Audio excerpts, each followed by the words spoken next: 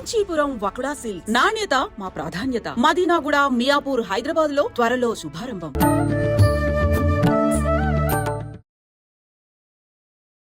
నమస్కారం, welcome to iDream. ధర్మ మార్గం విత్ విజిత కార్యక్రమానికి స్వాగతం. ప్రస్తుతం మనతో పాటు ఉన్నారు ప్రముఖ జ్యోతిష వాస్తు పండితులు శ్రీ శ్రీ శ్రీ నానాజీ పట్నాయక్ గారు. ఇప్పుడు వారితో మాట్లాడి మరిన్ని విషయాలు తెలుసుకుందాం. నమస్తే అండి. శ్రీమాత్రే నమః. షష్టగ్రహ కూటమి అని చెప్పి, ప్రళయాలు రాబోతున్నాయని చెప్పి రకరకాలుగా వింటున్నాం. ఇది ఇంకా మహాప్రళయానికి సంకేతం ఆల్రెడీ మనకు మొదలైపోయింది. జల ప్రళయాలని ఇలాంటివన్నీ ఆల్రెడీ మనం చూసేసాము. ఇప్పుడు ఇంకా ముందర రాబోతున్నది మహాప్రళయం అని చెప్పి, కరోనా కంటే భయంకరమైన వైరస్లు రాబోతున్నాయని చెప్పి, చాలా అంటే జన నష్టం, ప్రాణ నష్టం జరగబోతుందని చెప్పి వింటూ ఉన్నాం. నిజంగా అలాంటి ఒక షష్టగ్రహ కూటమి ఏర్పడబోతుందా? అంత నష్టం జరగబోతుందా? ఏం చెప్తారు దాని గురించి? తప్పకుండా అండి. ఫస్ట్ ఆఫ్ ఆల్ ఏంటంటే, కరోనా కంటే భయంకరమైన రోగం అయితే ఏమీ రాదు, గుర్తుపెట్టుకోండి. లాక్డౌన్స్ ఏమీ అవ్వవు. పెద్ద పెద్ద రోగాలు వచ్చేసి ఏదో అయిపోతుందని మాత్రం భయపడాల్సిన పని లేదు. ఏదైనా చిన్నపాటిది గాలి సంబంధంగా, వాటర్ సంబంధంగా కొంచెం వాటర్ ఇదైంది ఇట్లాంటివి ఉంటాయి, అట్లాంటివి వస్తాయి ఒకటి. రెండవది సుడిగుండాలు లాంటివి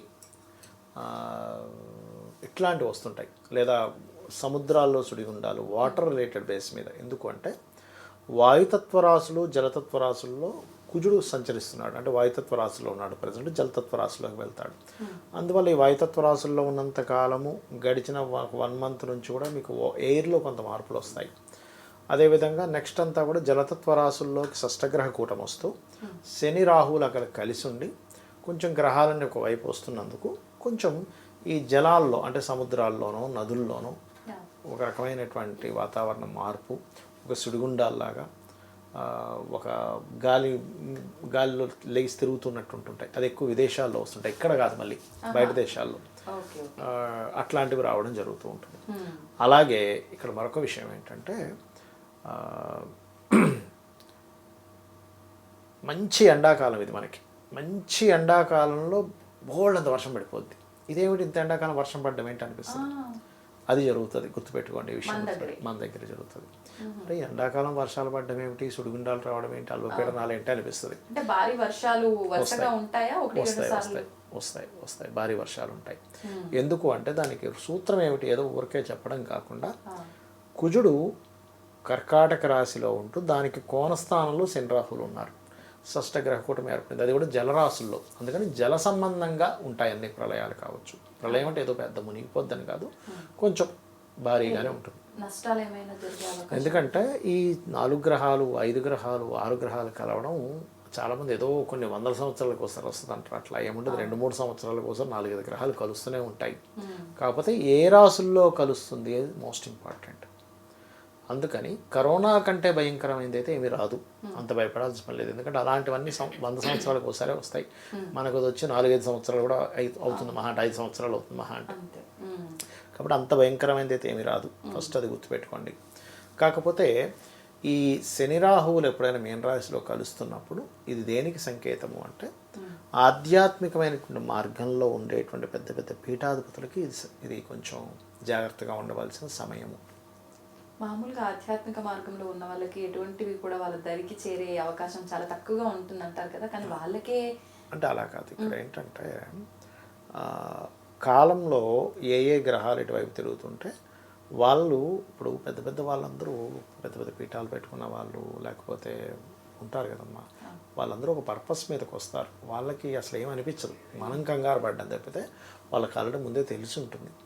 అంటే ఎట్లా నా పర్పస్ ఏమిటి, భూమి మీదకి ఎందుకు వచ్చాను, మళ్ళీ ఈ శరీరం అనే ఈ చొక్కాని ఇక్కడ వదిలేసి మళ్ళీ ఇంకో పర్పస్ మీద ఇంకో జన్మెత్తడం, ఇంకో దగ్గరికి వెళ్ళడం వల్ల ఇది ఉంటుంది. మనం కంగారు పడతాం అంతే. అయ్యో ఏమిటి వీళ్ళకి తెలియదా, ఇలా అయిపోతే వాళ్ళని కాపాడుకోవట్లేదా, ఇవన్నీ. ఇప్పుడు ఆదిశంకరాచార్యులు వారు ఉన్నారు, 32 years. ఆయన యాక్చువల్గా భూమి మీదకి వచ్చినప్పుడు 8 years అనుకొని వచ్చారు. కానీ అది పెరుగుతూ వచ్చింది.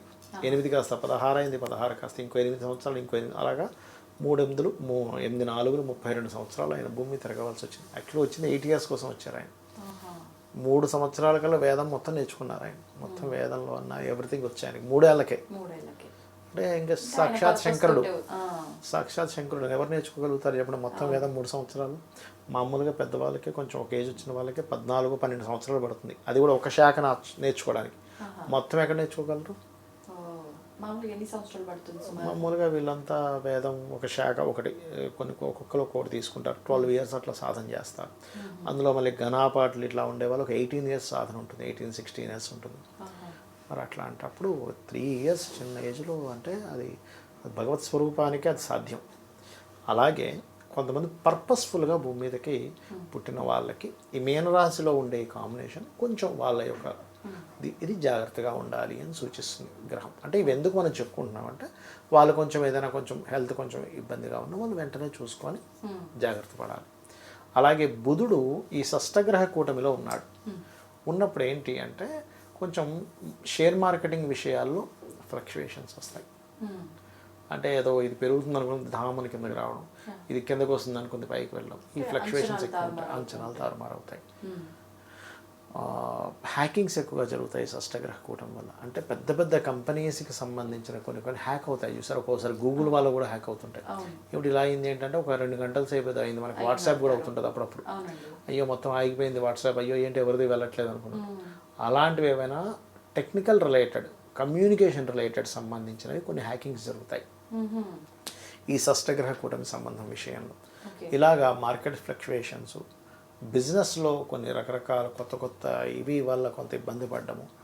మరలా అదే షష్టగ్రహ కూటమిలో బుధుడు ఉండగా శుక్రుడు కనుక వక్రగతి పోయి నీచభంగ రాజయోగం జరుగుతాయి. బిజినెస్లో అద్భుతమైన కొన్ని టెక్నిక్స్, కొన్ని అద్భుతమైన కొన్ని ఇన్వెన్షన్స్ కూడా జరుగుతాయి దీనివల్ల. అది కాబట్టి ఇది అయితే ఇక్కడ మళ్ళీ షష్టగ్రహ కూటమి ఒక్కొక్క లగ్నం వారికి కొన్ని జాగ్రత్తలు, కొన్ని మంచి కూడా జరుగుతుంది. ఎంతసేపు బ్యాడ్ అని కాదు ఇక్కడ. ఏమిటా మంచి అంటే, ఒకటి మేషం వారికి విదేశాలకు వెళ్ళేటువంటి యోగాన్ని ఇస్తుంది. వృషభం వారికి అన్ని రకాల లాభాలు ఇస్తుంది లాభస్థానంలో కాబట్టి. మిథునం వారికి విదేశీ ఉద్యోగ యోగము, రకరకాల ఉద్యోగాలకి వాళ్ళకి ఎలిజిబిలిటీ లేకపోతే రకరకాల ఉద్యోగాల అవకాశాలు రావడం జరుగుతూ ఉంటుంది. కర్కాటకం వారికి ప్రత్యేకంగా వీరికి ఏంటంటే ఇది హయ్యర్ ఎడ్యుకేషన్ పనికి వస్తుంది. మరి జాగ్రత్తలు ఏమిటంటే కర్కాటకం వారు మనీ విషయంలో జాగ్రత్తగా ఉండాలి, మిథునం వారు కమ్యూనికేషన్స్లో జాగ్రత్తగా ఉండాలి, వృషభం వారు ఏదైనా ల్యాండ్స్ తీసుకునే విషయంలో జాగ్రత్తగా ఉండాలి, మేషం వారు సంతానం విషయంలో జాగ్రత్తగా ఉండాలి. అలాగే సింహం వారికి కనుక చూసుకున్నట్లయితే వాళ్ళు కొంచెం వాహనాల మీద వెళ్ళేటప్పుడు జాగ్రత్తగా ఉండాలి. కానీ రీసెర్చెస్ వైజ్గా బాగుంటుంది సింహం వారికి. ఇక కన్యవారు ఇన్వెస్ట్మెంట్స్ విషయంలో జాగ్రత్తగా ఉండాలి. అండ్ వీళ్ళకి వివాహ సంబంధాలు తొందరగా కుదురుతాయి. సప్తమంలో అధిక గ్రహాలు ఉన్నాయి కదా అలాగా.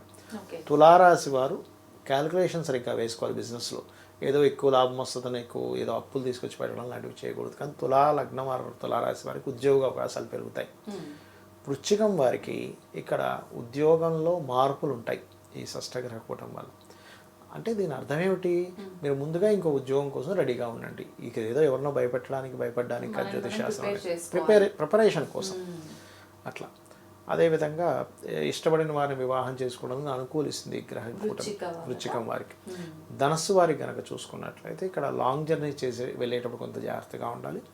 బయట దేశాల్లో స్థిరపడ్డానికి యోగించే స్థితి గ్రీన్ కార్డు కోసం వాటికి వీటికి.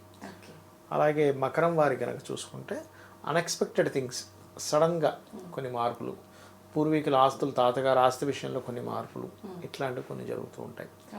కుంభం వారికి ఏమో ఫైనాన్షియల్ గ్రోత్ పెరుగుతుంది, కాకపోతే వివాహ నిర్ణయాల విషయంలో జాగ్రత్తగా ఉండాలి. మీనం వారికి ఓవర్లోడ్, ఎక్కువ గ్రహాలు అక్కడే వచ్చి కూర్చున్నాయిగా, ఎక్కువ పనులు పెట్టేసుకుని అయ్యో ఆ పని ఈ పని హడావిడి ఎక్కువ ఉంటుంది. అప్పులు ఎక్కువగా ఇవ్వడం, అప్పుల విషయంలో జాగ్రత్తగా ఉండాలి మీనం వారు. బట్ ఎవ్వరు వాళ్ళకి గ్రహం అంటే వాళ్ళ నక్షత్రం తెలిసినా తెలియకపోయినా, రాశి తెలిసినా తెలియకపోయినా, లగ్నం తెలిసినా తెలియకపోయినా ఒకటే, చండీ పారాయణము లేదా దుర్గా సప్తసతి లేకపోతే ఓం నమో నారాయణాయ అనే నామ మంత్రము ఇలాంటివి రెగ్యులర్గా చేసుకుంటూ ఉంటే ఎటువంటి ఇబ్బంది ఉండదు. గోవులకు కాస్త గోసేవ చేయడం కానీ, నవగ్రహాల్లో శని, రాహు, కుజ, కేతు గ్రహాల దగ్గర దీపారాధన చేసినట్లయితే దీని యొక్క ప్రభావం ఏమీ ఉండదు. అంటే భయపడాల్సింది ఏమీ లేదు దీనివల్ల. అందరూ చిన్నవి ఇప్పుడు మీరు భయపడినంత మాత్రాన సుడిగుండాలు ఆగిపోతాయా? లేదు, ఏదో గాలి ఇలా తిరుగుతూ ఉంటాయి, అలాంటివి ఆగిపోద్దా? మీరు భయపడితే ఆగదుగా. మీరు జాగ్రత్తగా ఉండాలంటా నేను. జాగ్రత్త తీసుకోవాలి. మన వ్యక్తిగతంగా మీరు అన్నట్టు ఎటువంటి ప్రభావం ఉండబోతుందో తెలుసు. ఇప్పుడు చాలామంది నాకు క్లయింట్లు ఫోన్ చేసి అడుగుతుంటారు, ఏమండి నాకు భయం వేస్తుందండి, టెన్షన్ వస్తుందండి అంటే నేను ఒకటే అంటాను, ఏం లేదండి మీరు భయం వల్ల టెన్షన్ పడడం వల్ల సమస్య తీరేటట్టయితే 10 మందిని ఇంటికి పిలిపించుకొని 10 మంది కూర్చొని రూమ్లో కూర్చొని కొంచెంసేపు టెన్షన్ పడండి, క్లియర్ అవుతుందేమో చూద్దామంట. అయ్యో ఎలా తిరుగుతుంది సార్, మరి ఎందుకు టెన్షన్ పడుతున్నారు ఇంకొంతమంది అంటుంటారు, ఏమండి నాకు ఇది ఏంటో చాలా టెన్షన్ వస్తుంది సార్ అంటే, అవునండి నాకు కూడా టెన్షన్ వస్తుంది, కాకపోతే నేను 24 గంటలు పడను, ఒక పొద్దున 10 నిమిషాలు ఈ టైం టు ఈ టైం టెన్షన్ పడాలనుకుని లోపల కూర్చొని కొంచెం టెన్షన్ పడి బయటకు వచ్చేస్తాను, మీరు అలాగే చేయండి. మీరు భలే చెప్తారండి. అప్పుడు వాళ్ళకి అరే అట్లా ఎట్లా పెడతాము అంటే, మరి పడలేమని కూడా మీకు తెలుసుగా, కానీ అలా కంట్రోల్ చేయలేం కదా. చేయలేం కదా అని అప్పుడు అర్థమవుతుంది వాళ్ళకి. అంటే వాళ్ళకి కొంచెం అట్లా చెప్తారన్నమాట, గమ్మత్తుగా వాళ్ళకి కొంచెం క్లియర్ అవ్వాలి, నవ్వుకోవాలి, టెన్షన్ ఆటోమేటిక్ గా పోతుంది. పోతుంది అప్పుడు ఇంకా. అంటే టెన్షన్ పడాలి రోజు ఒక 20 నిమిషాలు పొద్దున్నే 5:30 నుంచి 6 టైంలో నేను టెన్షన్ పడే టైం నాది, ఎక్సర్సైజ్ టైం లాగా. అక్కడ డ్రాప్ రూమ్లో కూర్చొని టెన్షన్ పడాలనుకున్నాను అనుకోండి, అసలు టెన్షన్ అంటేనే మనకు కామెడీగా ఉంటుంది అప్పుడు. నిజంగా ఎంత సీరియస్ గా టాపిక్ మాట్లాడదాం అనుకుంటే నవ్వించేసారు. సంతోషం అండి. మొత్తానికి అందరూ భయపెట్టినట్టుగా అంత అవసరం లేదు వాస్తవంగా. అంటే నేను చెప్పేది ఒకటే, ఈ షష్టగ్రహ కూటమి వల్ల భయపడాలి అని అనుకుంటే రోజు ఉదయం 5:40 నుంచి 6 గంటల సమయంలో రూమ్లో కూర్చొని టెన్షన్ పడండి, తర్వాత టెన్షన్ పడవద్దు అని చెప్తున్నాను. అందరూ పాటించాల్సిందే. ఇప్పుడే కాదు ఇంకా ఇలాంటి ప్రళయాలు ఏమొస్తాయన్నా, ఈ గ్రహకూటం వల్ల ఇదైపోతుంది, ఆ గ్రహకూటం వల్ల అదైపోతుంది, ఎవరైనా భయపిస్తున్నా ఒకటే అనుకోవాలి, ఓకే నేను 5:40 నుంచి 6:20 నిమిషాలు టెన్షన్ పడతాను, తర్వాత నా పనులు నేను చేసుకుంటా అనుకోవడానికి. అది అనుకుని ఉంటారు ఎవరన్నా, అంటే సీరియస్ గా ఉన్న వాళ్ళు అనుకుంటారు వీళ్ళకి ఇది కామెడీ అయిపోయింది మా బాధ. అంటే నా ఉద్దేశం ఏంటంటే, టెన్షన్ పడితే సమస్య తీరదుగా. వాస్తవం. అక్కడ ఏం చేయాలో అది చేయాలి. భగవంతుడిని పట్టుకోండి, భగవంతుని నామస్మరణ చేసుకుని ఓం నమో నారాయణాయ, శ్రీమాత్రే నమః, నమః శివాయ అనుకుని అమ్మవారు రక్షిస్తుంది, స్వామివారు రక్షిస్తారు. ఎందుకు టెన్షన్ పడతాం? టెన్షన్ పడితే సమస్య తీరేటట్టు అందరం టెన్షన్ పడతాం కూర్చొని శుభ్రంగా. ఫ్యామిలీ ఫ్రెండ్స్ అందరికి ఫోన్ చేసి వచ్చేసేయండి రా, అందరం టెన్షన్ పడతాం, పోతుంది సమస్య తీరిపోతుంది. అది నా ఉద్దేశం. అది వాస్తవమే మీరు చెప్పింది, కానీ ఆలోచించాలి నిజంగా దాని నుంచి బయటికి ఎలా రావాలి అని చెప్పి. అంతే. సంతోషం అండి, చాలా మంచి విషయాలు తెలియజేశారు, ఆఖరిన నవ్విపించి ఏడిపించేశారు. ధన్యవాదాలు. శ్రీమాత్రే నమః.